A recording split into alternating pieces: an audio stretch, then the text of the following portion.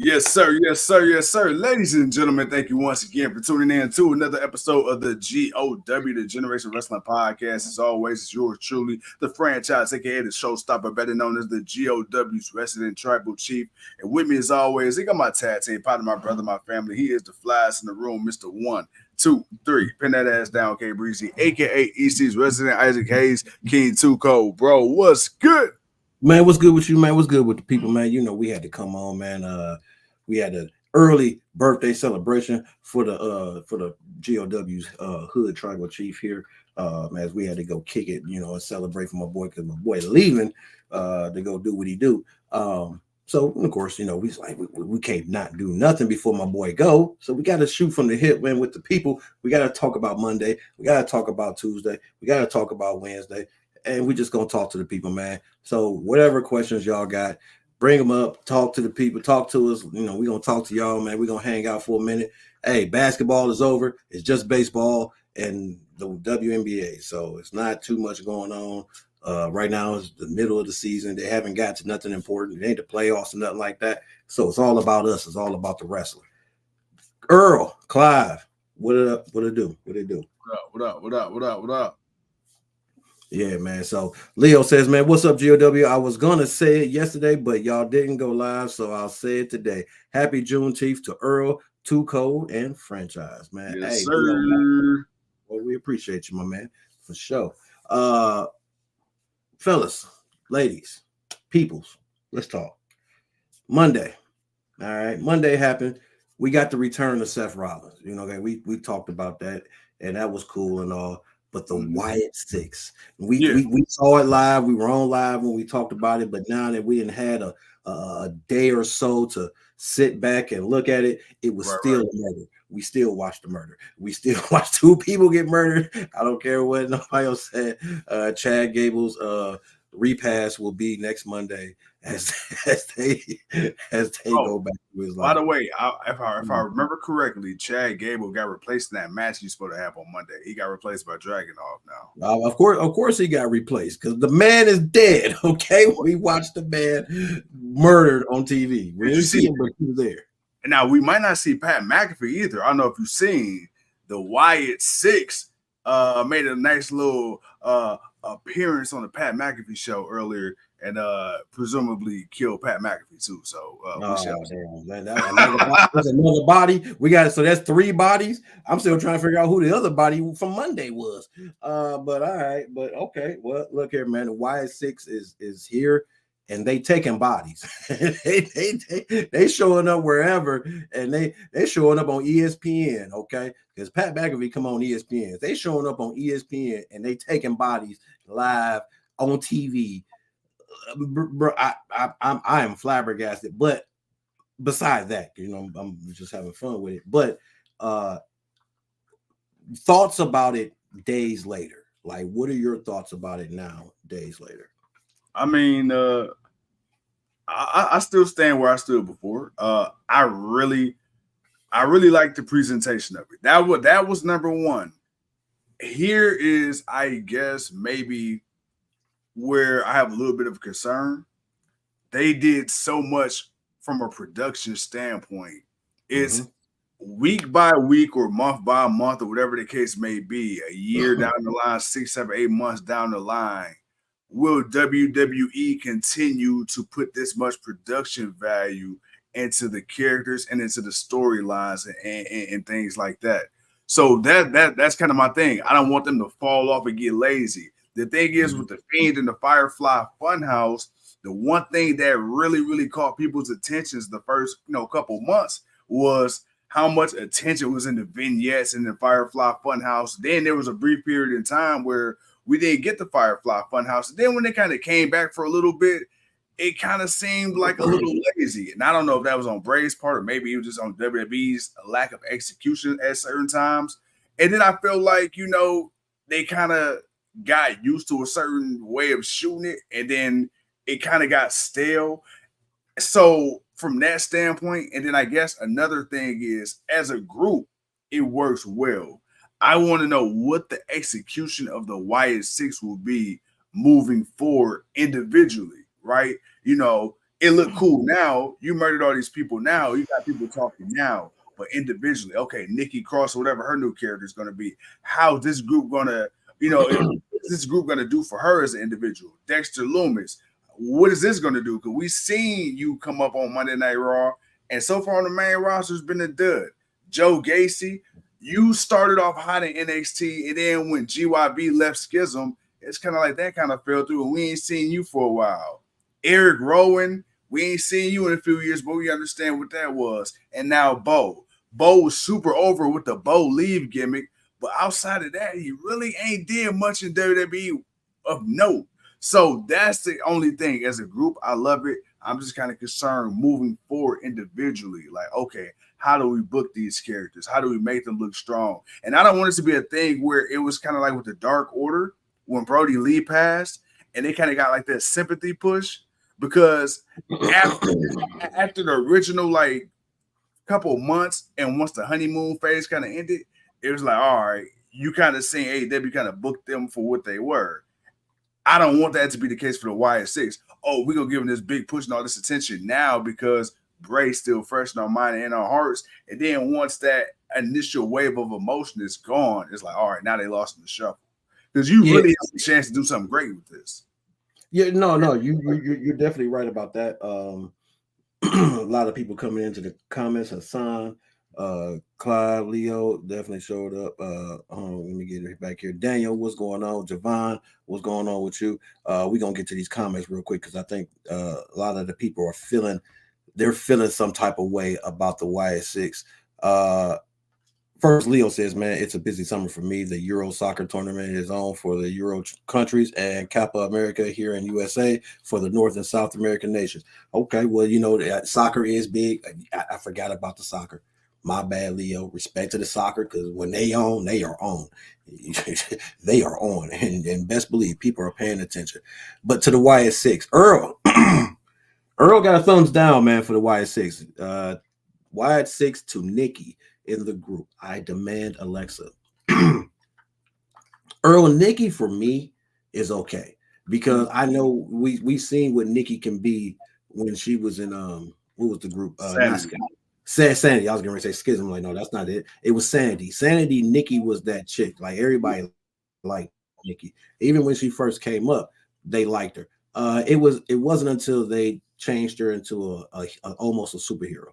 She couldn't be quite a superhero. She had to be almost a superhero. And that went the way it went, and they just never really Vince never really understood what to do with her. I think Triple H tried to bring her back to what she was and what worked best for her. But I think the problem is they didn't do what they did with her now. Give her some time away. Let her go away for a while, let her forget about her, then repackage and come back.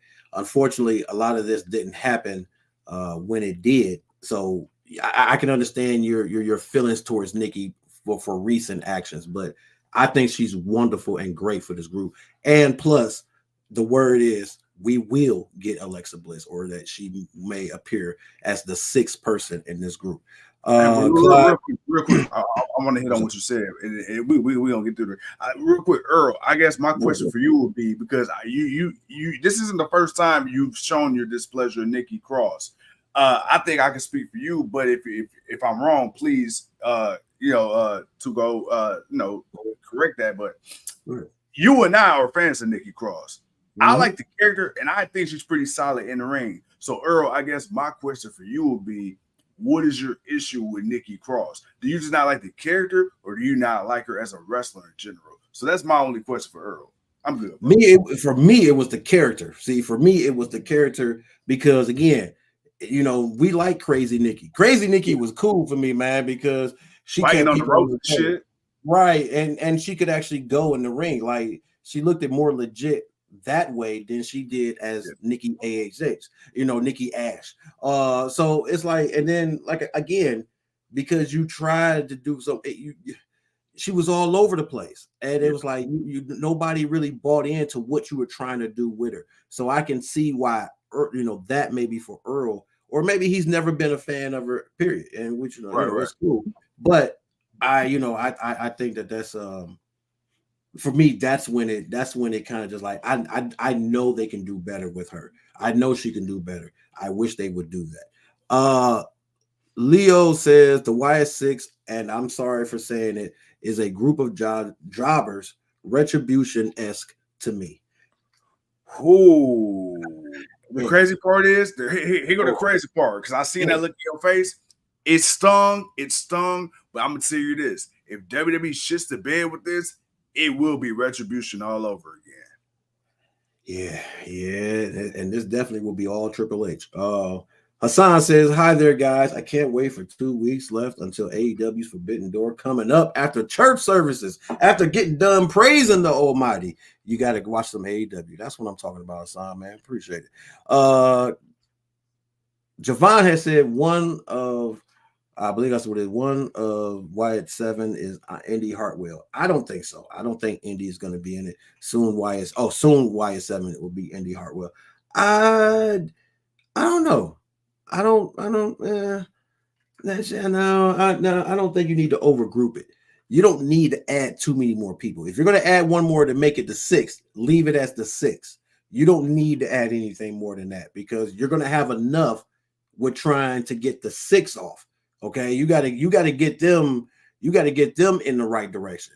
You don't really need to bring two more. Indy is still learning. She's not there yet. She's not at that point where she's going to be the main attraction or take up somebody else's time. She's already getting enough time as it is, uh, Right.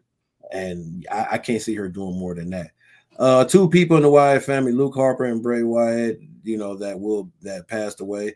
Obviously, Clive, we that would have been an interesting thing if Luke Harper was still here with us, if he was ever to go back to WWE, or what he would have become in AEW.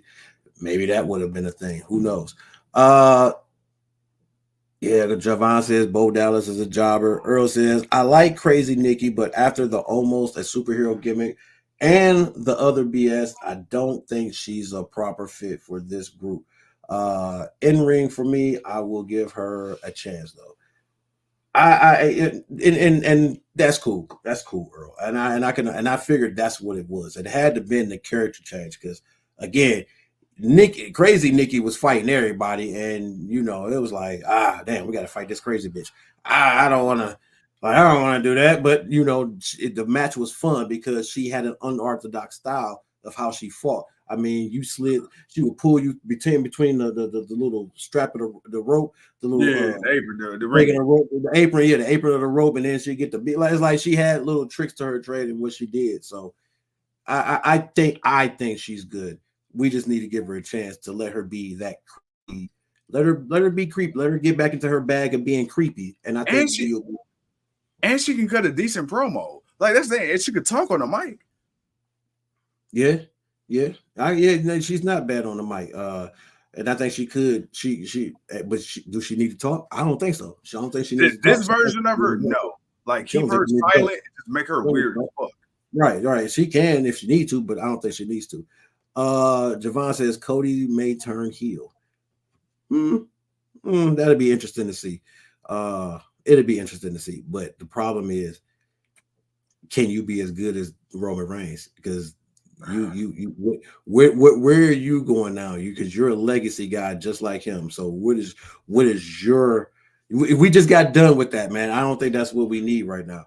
And the thing is, too, the reason you got your ass up out of AEW, they can say what they want, brother. You got mad because the fans turned on you because you wanted to be the AEW what John Cena was to WWE. The fans wasn't having that shit. They wanted you to turn. You didn't.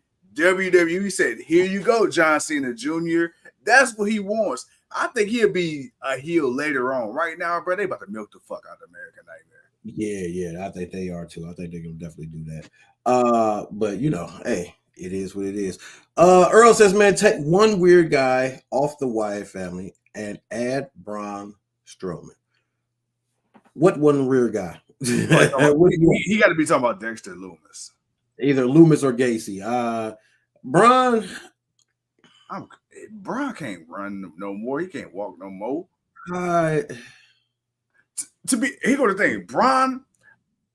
I hate to say it, it's gonna be crazy. I think Braun is bigger than that group. I think Braun's done enough individually on his own to where, like, bro, if he No, was what? no, no, sorry. I was saying like if he was new still, or if he was still struggling to try to find his place on the card, sure. But I feel like, dude, WWE kind of has an idea on what they want to do with Braun. It's just he always gets hurt. That's the only thing I feel like And is going to stop. and honestly, he's a fan favorite. Um, I don't think him joining the group, even though he is a former member, he was Mhm. brought in as a part of the Wyatt family. So it's not like people wouldn't accept it. Um, the question is, do he need to be? Like, does he need to be in that group? It's not even so much. Look, he's a former member; he should be in it. They're like the like Braun, where Braun is at. Like Braun ain't on that level of of that thing no more, man. Braun is more kind of reality based. Not reality, but more not into the gothic of the things, man. Like Braun's the big dude, he's the big monster, he's the big SOB. He's out here just doing what he do, and he ain't got to really join with no group. So it's like we don't need to see Braun. It's like if that's more of a you want to see him thing, then cool, But overall, do they need to? Nah. And Right. he was saying Loomis can go. Uh, but yeah, man, it was what it was. But I think we got to give it a chance though. But as far as Monday night, like you, I agree on what it looked like. Wyatt plus Braun is Braun's lane is where he belongs, character and in ring wise. Yeah, but he was never really that. He wasn't that in deep into it, man. He was like the puppet, and then when Ray couldn't control the puppet no more, that was it. It ain't like it ain't like it was with Rowan and Luke Harper. Like to me, like that dynamic of it. And that's what I'm comparing it to. I'm comparing to how they rolled with him and how much they bought into it compared to how much he was buying into it. I don't feel like Brian was like, yeah, it was the opportunity of getting into the business and he had to take the role. Okay, he had to take that role, but obviously, man, he wasn't like that. Really, I don't think it really was his thing. Like we needed to see the Braun we saw.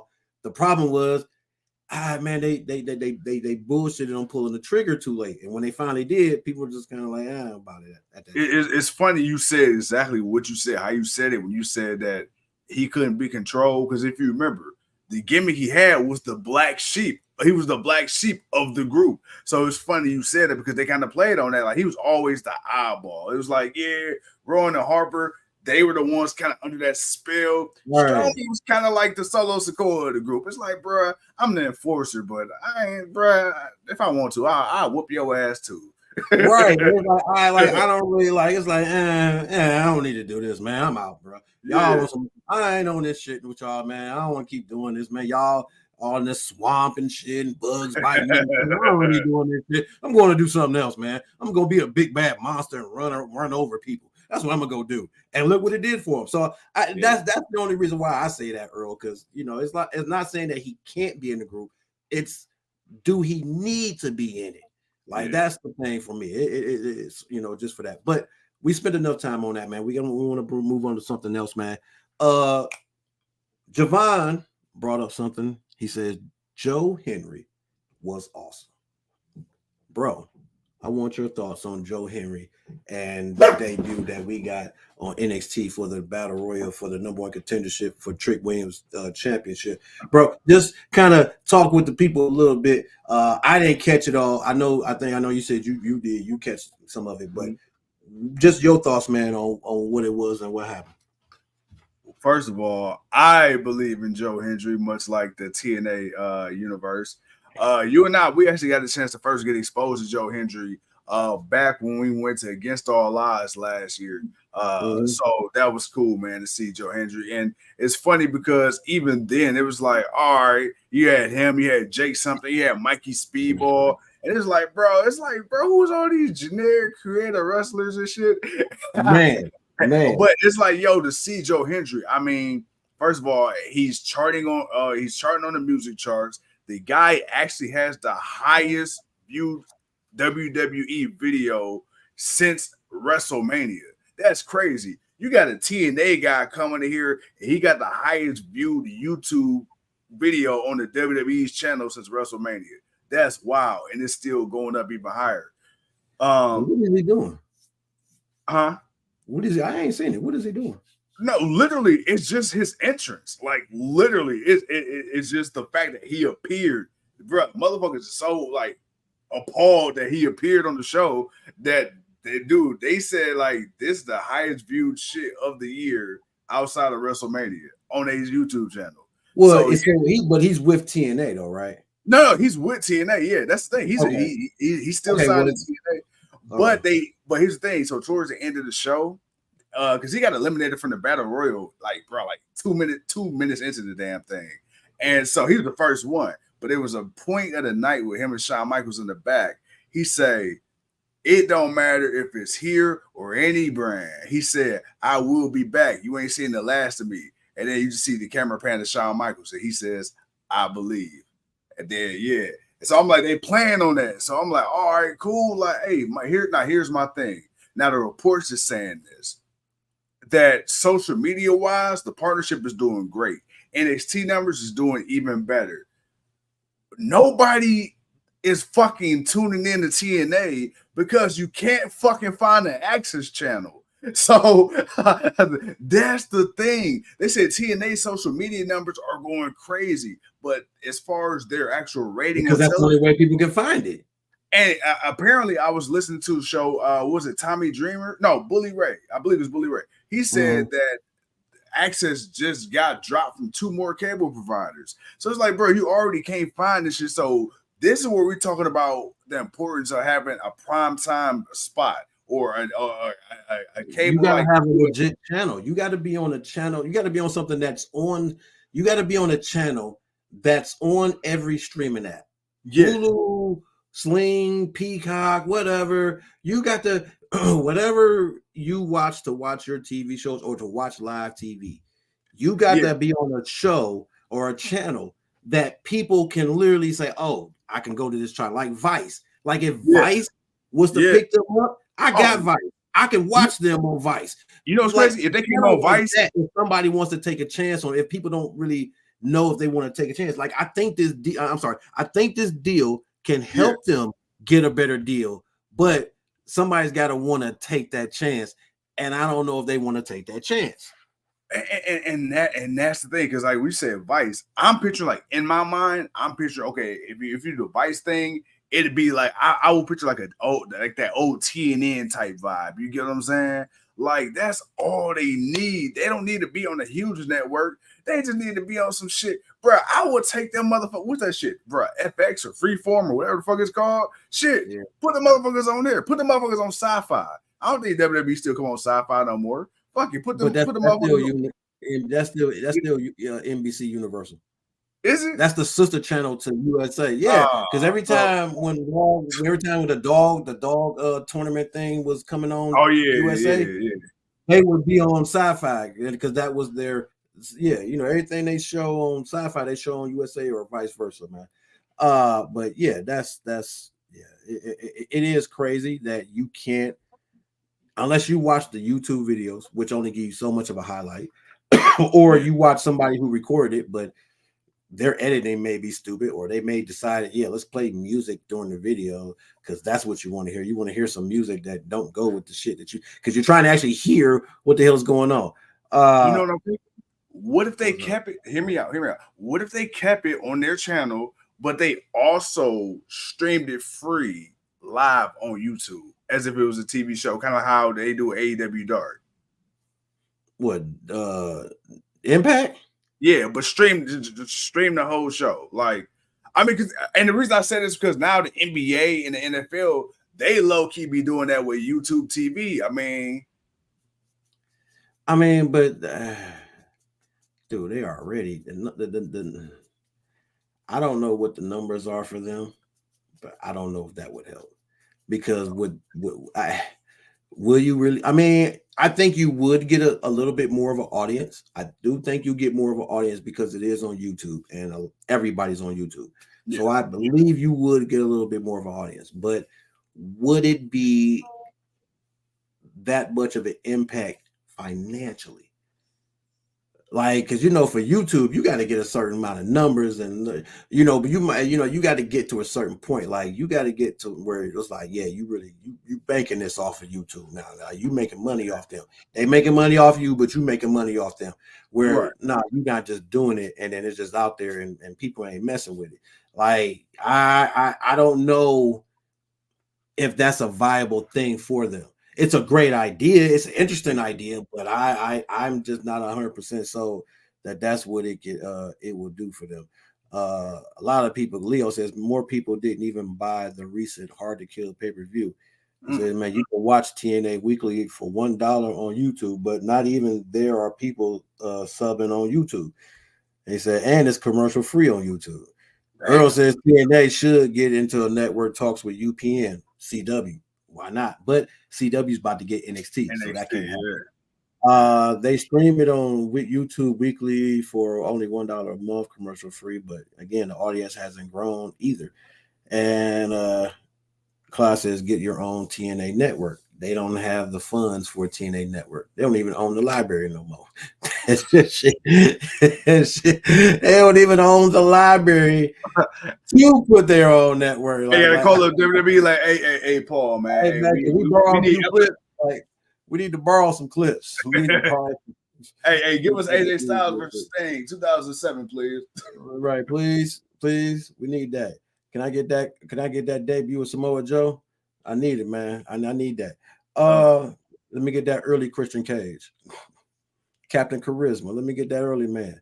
But bro, no, they have to figure out something. I don't know what it is they're gonna do, how they're gonna get there. But right now, there was also another comment. Earl said, or I think it was Earl or it was somebody else who said, how can they look legit when they real champion got pinned by let me see where it was at. He was like, how can they be it was Leo. Leo says TNA is getting nothing out of it. Their world champion got pinned by a development champion. Yeah.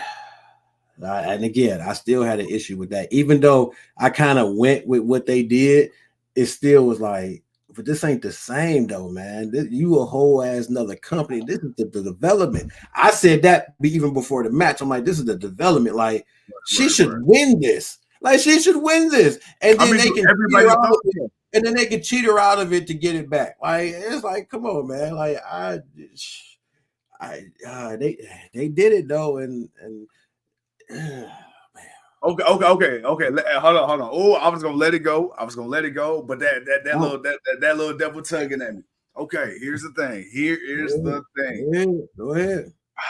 Yes, NXT on paper is developmental, but let's not act like half the roster they have currently aren't people who've come from established companies. See, that's the thing. Now we're talking about like, okay, her losing to like well, not like before though. A lot of these guys, like, I'm not saying they don't have some, but a majority of their roster now is homegrown. Remember, they're not doing what they were doing before, even though they are bringing in. They brought in Spears and Ethan Page and Lexi King and a handful of others. Yeah, they did bring those guys in, no doubt about that. But they've got so many new people that they're trying to get. They're so focused on that, whereas like they're more heavy on that, and these veterans are just here to train them. Like they're not bringing in these guys like they brought in Finn Balor and Adam Cole and all these. Like these guys aren't coming in doing what they did. Not Shinsuke Nakamura, Kevin Owens. They're not doing that. They're coming in to be trainers for the new and up and coming talent, especially on NXT. Here's why I kind of don't have a problem with the Jordan Grace situation, even though I really want her to win, because I feel like it's a go along, get along system. Okay, true. Yeah. NXT is developmental, but let's be honest, it's still up under the WWE umbrella. So I mean, like, in the way Jordan Grace lost, she didn't get embarrassed. Like, let's look at it from start to finish, bro. Vince McMahon bought WCW and didn't give a fuck about nobody on WCW when they was with WWE. Vince buried his own people that he bought out. So with Triple H, at least working with TNA, they made her look like a big deal. She lost in a way to where it's like, you know, she's coming back, whether it's as her being a TNA representative or the WWE representative. Like, I feel like she gonna get her get back. That's the thing. I feel like she's gonna get her get back on a bigger stage. Here's the thing, though, man. Here's the thing. She shouldn't have fought Perez. Fair. I will give you that. That I agree. She shouldn't have fought Perez.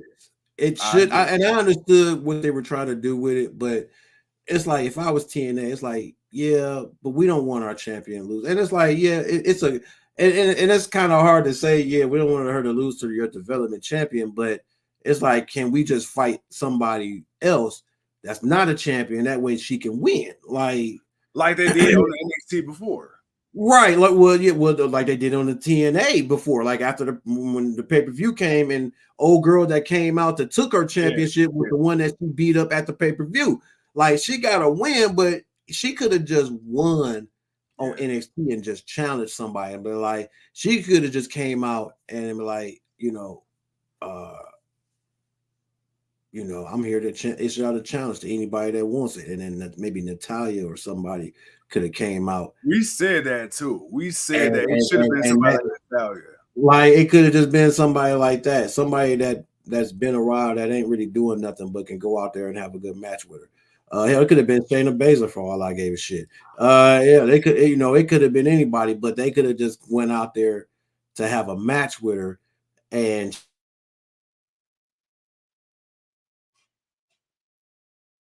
if Perez and my whole thing is Jordan Grace is a Roxanne Perez.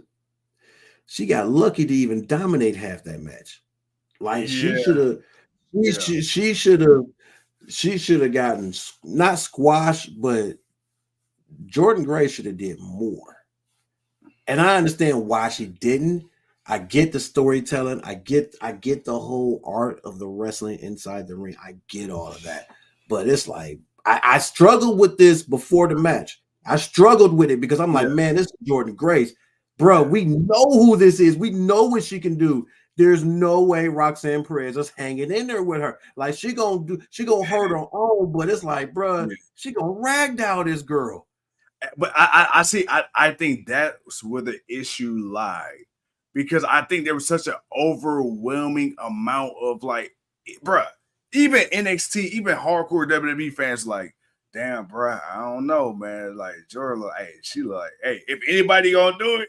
Hey yo, and she fits that like that prototypical WWE build that they going after, the strong, beautiful, jacked, muscular women. Plus, she's a champion, and bro, like you said, we've seen her beat men. So that's the thing where I'm like, okay, and Roxanne is like, yo, I love you, but it's like I've seen you suplex 260-pound dudes, so it's like I get you, I get where you come from. She should, you know what? You're right, y'all right. She should not have lost. I can't even defend it.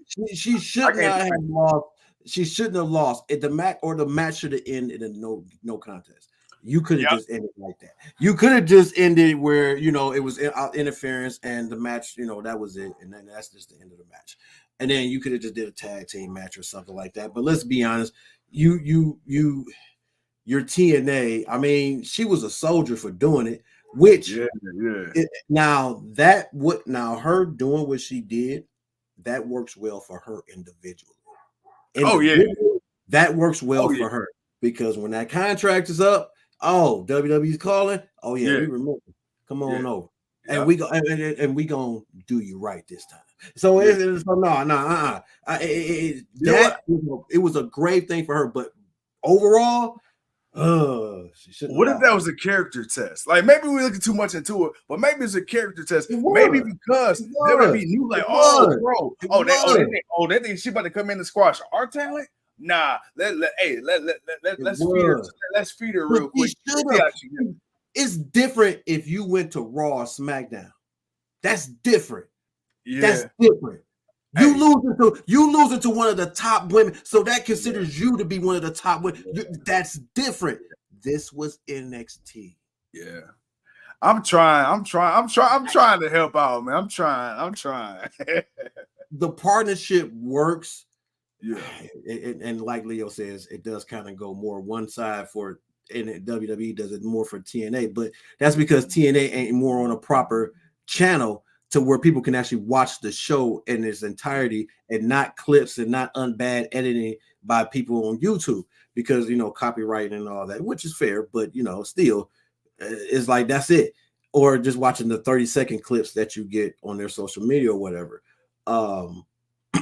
So this could help them, but oh man, she needs some redemption, man. She needs to show up on NXT and demand a rematch, but this time she needs to put her championship on the line and just beat the shit out of her. Okay. You know what's crazy? What's the next big NXT pay? Heat wave. The day after Money in the Bank. Yeah, bro, we got a triple. Yeah, we got 3 pay-per-views in 1 week to do. There is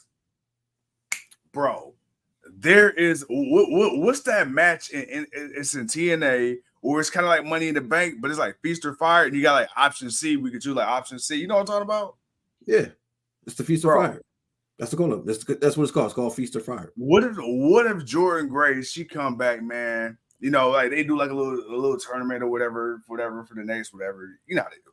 And then Jordan Grace like, hey, look, I'm like you said, I'm willing to put my title on the line. Like, look, I said I'm gonna be the first ever TNA and NXT where I put my title on the line. But here's the thing: you got to put yours on the line. But let's put a caveat in this motherfucker, man. Let's put a caveat in this motherfucker. It's winner take all. If the deal's gonna last longer than what they're saying, yeah, I would go with that. But it's not. At least I don't think for Jordan Grace aspect. Again, this ain't supposed to go. I will. They're talking like it's going good, but let's see how long this really go. Like, and then who's really going to show up because Moose already made it clear he wants on the main roster. He ain't trying to come. Like, man, you little nah, man. I'm a grown man. I ain't here to play with the little boys. I'm here to whoop on the grown men. I get on big dogs. Okay, he didn't already called out the champs. That's where Moose want to go. So it's like ends on for that thing coming in, man. Because Jordan, I don't know if she motivated people to want to do it more. I mean, you had Henry go over, and he got eliminated quickly. It's like. But some of those guys are better than a lot of that talent in NXT. That's the problem. A lot of that talent in NXT is green as goose shit. And some of these guys are in TNA. We know they're better than a lot of those guys, at least in the ring wise.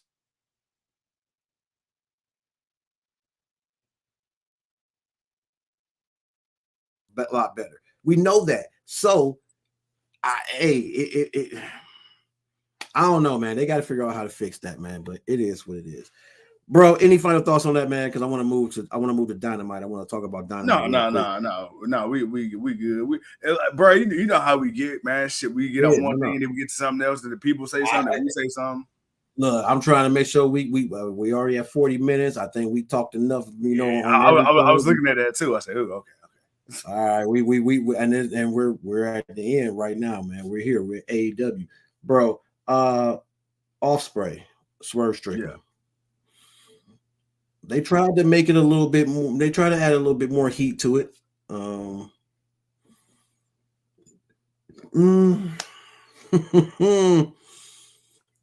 on, so say what I'm thinking. Go ahead.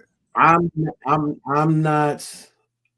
We ain't even got to the predictions, and dude, I don't know if Swerve is winning this is keeping his championship. Mm-hmm. Mm-hmm. And that's not good, man, because I don't want to see him lose it, but it's like, damn, Ospreay is hot. He's got a belt already. How is this going down? Is he going to take a loss? Which in AEW, a champion like him taking a loss to the world champion is not really a bad thing, considering Swerve is the world champion. Yeah. Ospreay is the international champion. But in AEW, we watched guys we think or know should win. We watched them lose, and it don't really hurt too much. Where in WWE, you kind of feel different about it. We just talked about it, but I man, I don't know if also I don't know, man. I don't know. I don't know. Now, do I want to see the match more? Sure, because of the promo, but not really so much of the promo. It did what it needed to do, but it didn't add too much. But I don't know. Here's my thinking behind it. Whether Swerve wins or loses, it depends on how much of an asshole he want to be. Because let's be honest, technically, if you're looking at it on paper, it's face versus face. But Swerve still got heelish tendencies. The way Swerve acts and the way he comes out and his whole shtick and his whole gimmick and everything right now, it's one of methodical, maniacal, sadistic, and sinister. And he even said, I'm willing to do anything and everything it takes. We know his history with stepping over the line, talking about Hangman Page's wife, going in there, placing the baby t-shirt on this baby. What's the one thing that my boy did today? Oh, he did get the reaction he wanted out of Will Ospreay. He brought that man wife and his son up. Will said, hey, man, don't talk about, hey, don't make this personal. Swerve said, when it comes to this belt, it is personal. Because guess what? Ever since I won this shit, I got everybody coming for me. And now we got these newcomers coming in. They gunning for me. Hey, look, it wasn't personal, but if you come after what I got, do you know what it took for me to get this? And you got to look at this too. If I'm Swerve Strickland, brother, I worked my ass off to get this belt, to become the first ever African-American world champion in AEW. The crowd was behind me. And as soon as I fucking get the belt, y'all ready for me to lose already to him? Y'all was just swerving while y'all were driving. Okay, bet. They still are. No. You right in what you're saying, but they still swerving while they driving, man, because you got those that's Ospreay, but you got those that still swerving. That's so true. That's true. Yeah. Oh yeah. A month ago, the conversation was okay. Swerve, Ospreay, Wembley. It wasn't even a thought that Swerve was going to lose the belt before. That's where I was going with it. I was thinking it. Now, it's like, now you got people saying, well, shit. I'm saying, though, man, if he lose it, I mean, it kind of is what it is. We can't do that. No, we can't do that right now, bro. We can get a part 2. You can get a part 2, but it's like, okay, here's the thing. We seen the matches that Swerve had. How many times have you come close and close and close and close? And damn, maybe next time. Then he finally get it and he gonna lose it already. His first real test, he gonna lose it already. It's like, come on, man. Joe was beating the fuck out of people. And we finally got somebody that we built up to take it off of Joe. And then Swerve get a little bit of competition. It's like, all right, man, we're gonna take it. Because he's not gonna get it back at Wembley. He's not beating that man at Wembley. I'm telling you right now. I'll put my prediction in right now. Unless the aliens come here and take the mic from me, Swerve is not beating that man in Wembley. I need you to highlight Leo's last comment. I got to see what Leo said. Hold on. That's what I said. Okay. Now, if you give me Hangman, if Hangman interferes, I can accept a Swerve loss because it will make sense. Okay. Because then at that point, I can see a triple threat match. Okay. We still got to remember Ospreay's the international champion. Now, if he's still the champion by then, I want to say I don't think he's fighting for the World Heavyweight Championship again as the international champion. I don't think Tony's letting him hold 2 belts. You got too many people for this guy to walk around with 2 belts. You already did that with enough people. You don't need to do that right now. So here's my thing. I don't know if I want Hangman and Swerve that far because By that time, does Swerve still be champion, or does Heyman come back and take his belt off of him? Hey, this AEW. You don't know as much as we think we know. It's one thing when we think WWE because we can kind of see the writing on the wall. Every Right, now and right. then they can get you, but you can kind of see the writing on the wall on what they're going and who's doing what and what's about to happen. AEW, you can see it, but then when you think you got it, Yeah, no, TK yeah, didn't swerve your ass. He didn't swerve your ass, and he didn't yeah. gave you what you didn't think you was about to get. So it's like I can't say it's damn man. I want to see Heyman soon. What's the next pay per view? I think you ain't got no other pay per view. Damn, there's no other AEW pay per view. There's got Forbidden to be Door. something between Forbidden Door and All In. I'm sure there is. Like, or No, maybe a fight I for think All In that or that's no. I think All In is it. I think that's the time frame. Forbidden Door all the way up to All In. All In. That's 2 full months. something. You know what? Yeah, But that I makes, think yeah, because yeah. I don't TK Leo correspondent. Do you do? Yeah, I don't know. Now I can't think of no TV show, no TV, thing that he would do that would be big enough, unless he's doing like a Arthur Ashe type of thing once again, during Yeah, that time frame. Now, if he's doing that, but normally he does that in late September. So unless he's doing something like that in between, for Forbidden Door, then Wembley. Oh yeah, so that's a hell of a. And Forbidden Door is the end of June, so that's all of July.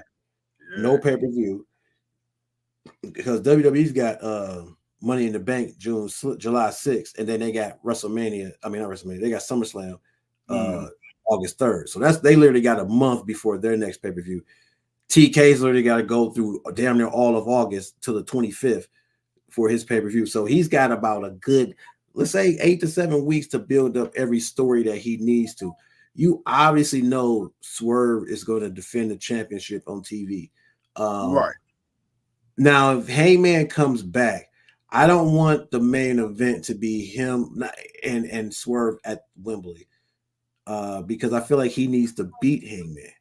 Like that's my thing. I feel like he needs to beat Hangman as the champion to kind of push that point of what Page was trying to claim that Swerve wasn't, and for Swerve to put that point across to Page that I am, and not only am I beat you as the champ. I'm the champ, and I beat you. So and that can go there. Um, I'm still holding out that Brian Daniel is going to win the Owen Hart tournament. I'm not forgetting that name right there because everyone's focused on everyone else. That's who I'm focused on. I'm focused on that man. Because now, if that man is focused on walking out as champion, hey, okay. Because in this company, you got a great chance of walking out as champion. WWE, man, nah, you don't Yeah, walk out as champion. You don't get to do that. Here, you might agree.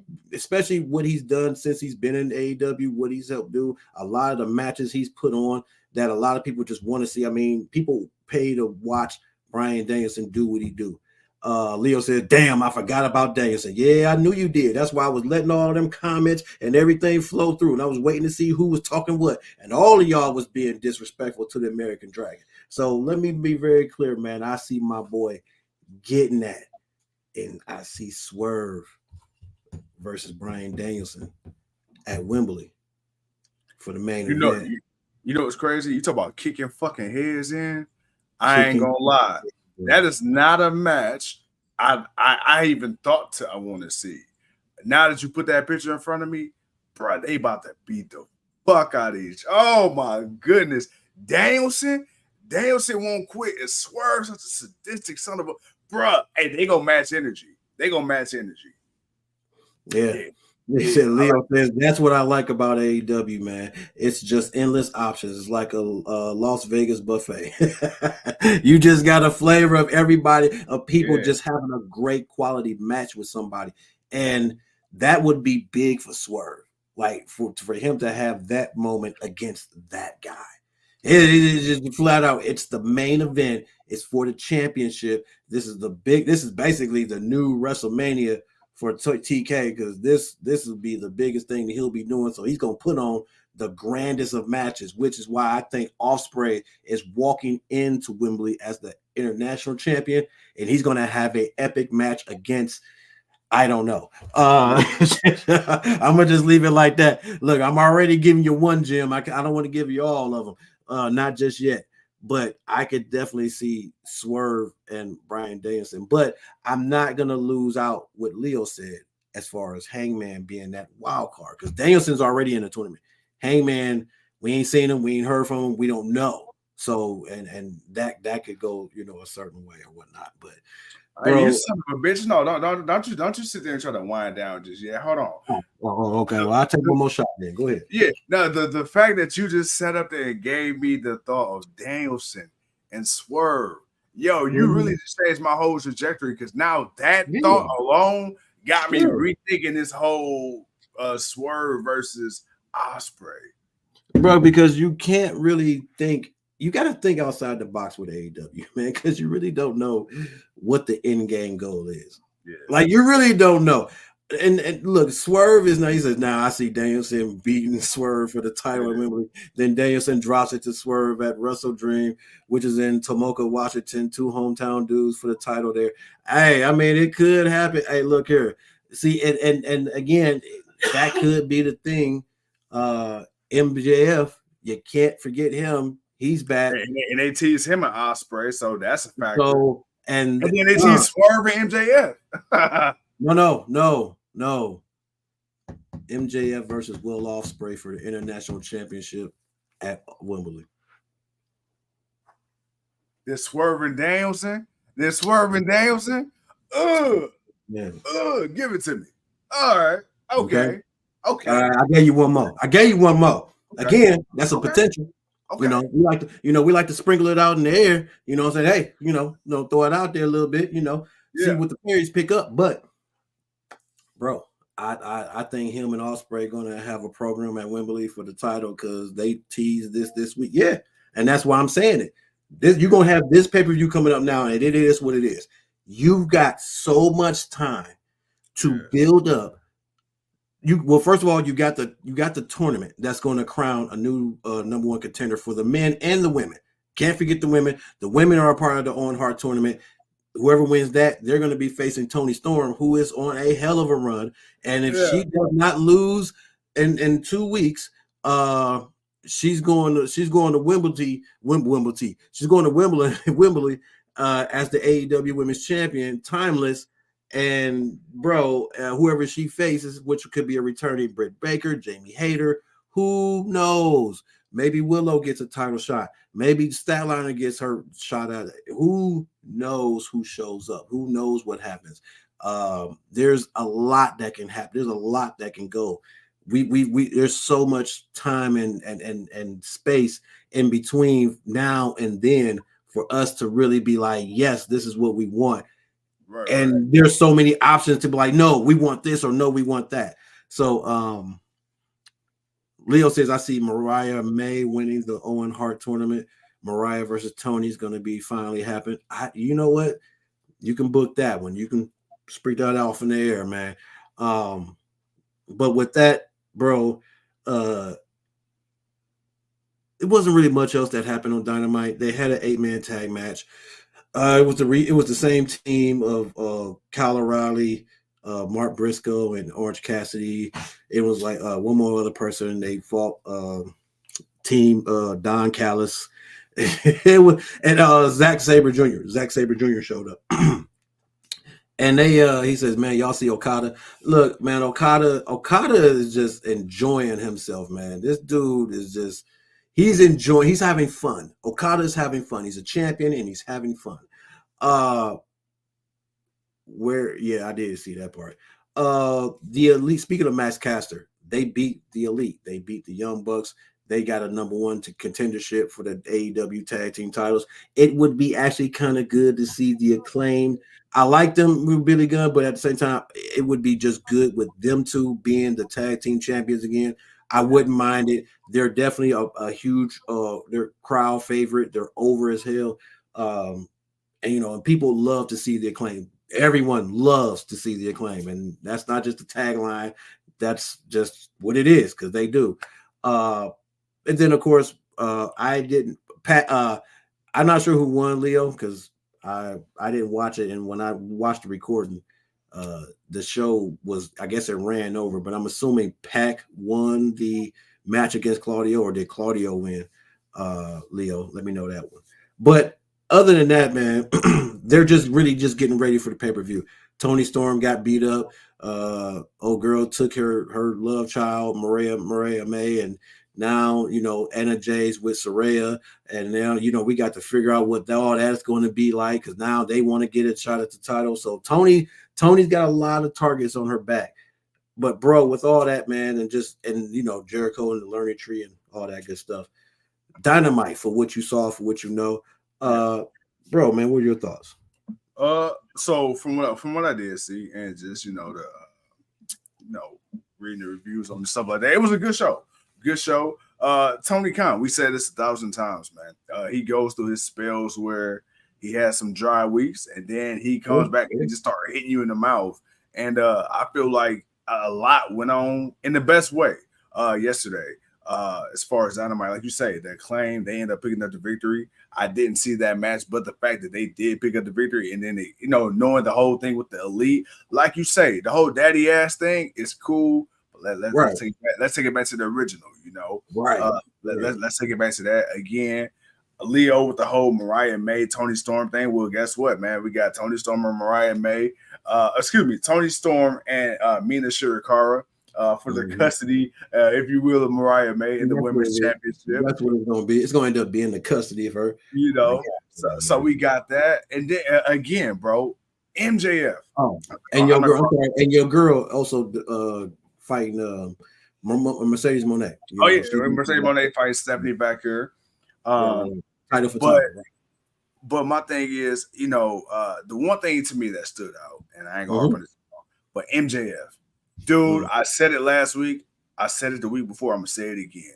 Him being on the fucking TV screen makes so much of a difference to the aura and the feel of the show. Like him coming out at the beginning of the show, dude, instantly the rest of the show, in my mind, it felt like old AEW again. It just, I'm sorry. MJF is one of those guys. And I ain't sitting up here trying to hug and squeeze on some balls and blow smoke up ass. I'm gonna be 100. Like MJF, hey, it is what it is, man. Hey, blow that balloon up. MJF to me may very well be bigger than AEW in the sense I'm not gonna say I didn't believe it, but to me, I feel like for some reason he didn't really prove it at the time. AEW needs MJF more than MJF needs AEW. Now, AEW, let's be real. I'm going to be honest. I enjoy seeing MJF on my AEW television. I don't want to see him not on there no more. I don't want to. Don't you ever tell me that MJF is leaving AEW anytime soon. Because I didn't realize how much I enjoyed it with him than when I didn't have him. Because to me, MJF has been that one constant. MJF, bro, you don't know what he's going to say. You don't know what he's going to do. But we talk about people that can hold the audience in the palm of their hands and go out there and talk for 20 minutes and you don't even know it. The Rocks, the John Cena's, the Stone Cold Steve Austin. Bro, MJF is him. I'm sorry. MJF right now, put it down. I'm putting him in that class. Now, does he still have some proving to do in the ring? Sure. But, bruh, he's already a GOAT. I'm going to put it that way. Bruh, how many people right now can you look, and I'm even talking about on the WWE side, can you look and say they can literally at this point put a company on their back? Outside of Roman Reigns, I give you Roman Reigns. Outside of Roman and John Cena, right now, if you had to build a company in WWE, who back you putting that motherfucker on right now like MJF and AEW? Seth? But Seth's got 20 years in the game. But you said start a company with. I grabbed Seth. Okay, Okay, give me okay. So you want somebody within the last few years give me somebody within the last five years. in WWE? Yep. That if you had to go back to 2019 and you had to start a promotion and you had to fucking blow them up the way Tony Khan did with MJF, who was an unknown, who you picking? Work with me. I'm gonna throw some names out there. Okay. I'm gonna just throw these names out there because of their popularity and just in where they were at, and if they could, and I think they could, considering where they were at during this time frame. Okay, so I'm gonna throw Matt Riddle out there. I'm throwing him out there. I'm gonna throw him out there. I'm gonna Okay. throw him out there. Not he's not. I'm gonna throw him out there. If I gotta pick somebody, last few years, shit. I don't want to say Sammy. I'm not gonna say. I can actually say I could say Austin Theory. Um. Shit. Trying to think.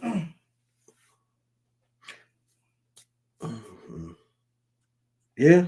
Okay. You might have a point.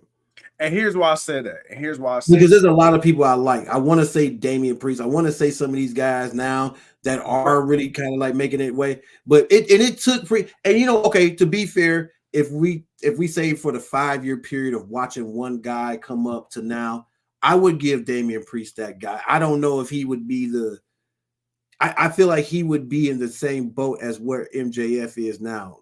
Just because MJF wasn't that dude then, he had to come up to be that dude. He had to, Right. and once he came up to be that dude, it was different. Priest kind of came up that same way. So I could say him, but here's the thing. I don't know Here's if you the can thing. And this is absolutely no disrespect. Please, this is no disrespect. But you're right. Because when MJF was threatening to leave AEW, oh, bro, it was the biggest topic of conversation. Could MJF thrive in WWE? Who's also because Cody had just left, so they're thinking everybody's looking at the downfall because Cody left, and Cody and MJF are boys. That's why a lot of people. Even when Cody left, AEW survived. When Punk left, AEW survived. It was a huge blow when Cody left. It was a shock because, like, goddamn, Cody was the biggest name to leave and go back. And that was kind of like, okay, damn. Because for a while, all we was getting used to seeing was WWE guys coming over. Damn, now Cody that built the competition, talked all this shit. So that was a shock factor in that because the same guy you was talking shit, blowing up thrones, is the same guy you went back to work for. So I give you Cody.